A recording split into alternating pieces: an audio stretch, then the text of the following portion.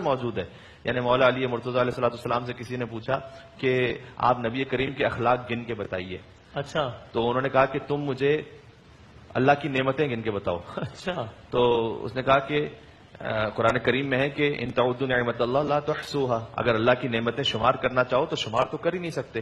تو پھر مولا علی علیہ السلام نے فرمایا کہ جبکہ اسی قرآن میں یہ بھی ہے کہ قل متاع الدنیا قلیل، دیکھو یہ دنیا کی نعمتیں جو ہم نے دی ہیں نا یہ بڑی قلیل سی ہیں، تو قلیل کو تو تم شمار نہیں کر سکتے. جبکہ میرے آقا صلی اللہ علیہ وآلہ وسلم کے لیے قرآن میں ارشاد فرمایا کہ انک لعلی خلق عظیم، تم اللہ کی قلیل نعمتوں کو شمار نہیں کر سکتے تو مصطفیٰ کے عظیم اخلاق کو کیسے شمار کر سکتے ہو؟ اور ہمارے تو غصہ تو آتا ہے، تو کیا کیا جائے؟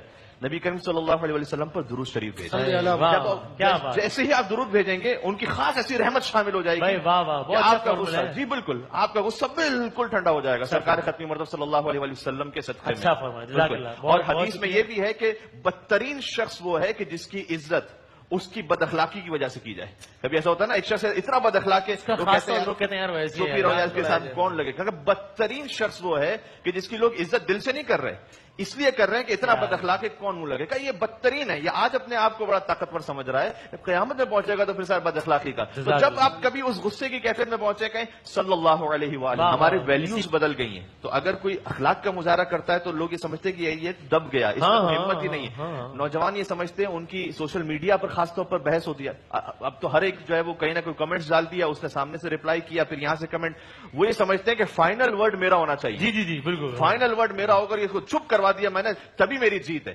اس کے علاوہ یہ کہ جب تو میں ہار گیا. یعنی ہم نے ویلیوز ایسی بنائی ہوئی ہیں کہ آخر میں تو میں چپ کرواؤں گا اسے. جب تک میں چپ نہیں کرواؤں گا اس وقت تک مغلظات، فحش گالیاں کچھ بھی کر لوں گا میں، لیکن اس وقت تک میں چپ نہیں ہوں گا جب تک یہ سامنے والا چپ نہیں ہوگا. یہ جو ہم نے مزاج اپنا لیا ہے نا حدیث کا مفہوم کہ سرکار ختمی مرتبہ گزر رہے تھے ایک جگہ سے اور پہلوان جو تھے وہ بڑے بڑے پتھر اٹھا رہے تھے، بڑے بڑے بھاری وزنی پتھر اٹھا رہے تھے، مقابلہ ہو رہا تھا. اور حضور نے جو مفہوم حدیث کا یوں سمجھایا کہ جو اصل طاقت اور قوت یہ نہیں کہ کوئی بہت بڑا پتھر اٹھا لے، اصل طاقت اور قوت یہ ہے کہ دشمن پر غلبہ پانے کے بعد اسے اللہ کی خاطر معاف. حدیث کا جو مفہوم ہے کہ قیامت کے دن جو سب سے بھاری عمل ہوگا کسی کے نامہ اعمال میں وہ اس کا اخلاق ہوگا. تو یہ بات پہلے بھی عرض کر چکا ہوں کہ گھر میں بہت برے ہوتے، باہر بہت اچھے ہوتے ہیں، گھر کے اندر پہنچے فرعون.